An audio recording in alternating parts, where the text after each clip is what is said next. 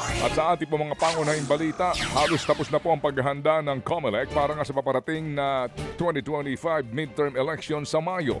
At ayon pa rin po sa COMELEC, 95% na handa na po ang komisyon para nga sa halalan. Kahapon po muling sinubukan ng COMELEC ang mga gagamiting automated machine o ACM para masiguro po ang accuracy, reliability at seguridad ng mga ito.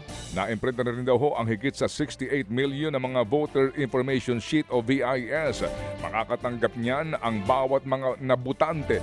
Dito ho nakalagay ang kanila pong mga pangalan at kung saan at paano sila boboto. Sinimula na po ang pamamahagi nito sa iba't ibang mga rehiyon sa bansa gaya sa Davao, Soxargen, BARMM, maging sa Caraga. At ito'y magpapatuloy daw hanggang sa Abril at 30. Samantala, patuloy pa rin ang panawagan ng mga Duterte supporters sa International Criminal Court o ICC. Diyan po sa the Netherlands na pauwiin na ng Pilipinas ang dating Pangulong Rodrigo Duterte. Nitong weekend, nagsagawa ng motorcade at nagmarcha pa nga ang daan-daang mga OFW mula sa ICC hanggang sa kulungan sa The Hague. Inikutan din nila ang embahada ng Pilipinas sa lugar.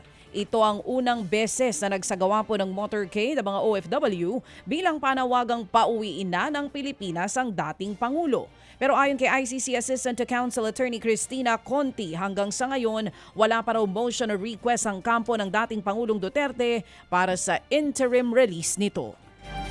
Hindi po naman daw bababa sa 17 OFWs ang inaresto po sa Qatar matapos po magsagawa ng hindi otorisadong rally para nga po sa kaarawan ni dating Pangulong Duterte noong pong Biyernes.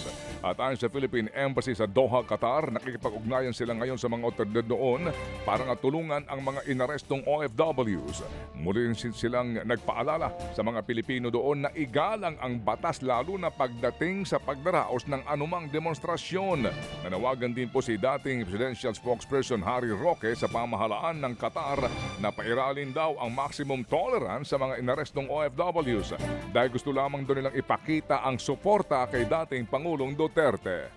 Samantala mga kapatid, sa iba pang balita, nagsumbong naman ang isang Pinoy scam hub worker sa Myanmar tungkol sa patuloy na pang-aabuso ng kanilang mga amo. Ang kwento ng OFW na si alias Uno, nangangamba na sila sa kanilang kaligtasan. Magdamagan na raw siyang pinagtatrabaho kasama ang 20 pang mga Pilipino na hawak din ngayon ng scam farm.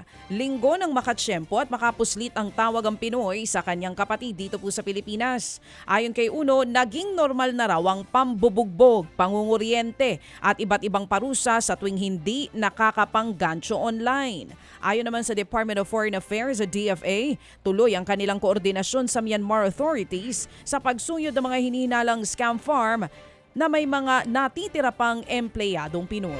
Abangan din po ang ating balita mamaya tungkol po sa mga pinsalang iniwan ng malakas na lindol na tumama dyan sa Myanmar. Samantala po naman, nagpasaklolo rin ang ilang pang mga Pilipino na naiwan sa mga scam farm sa Myanmar.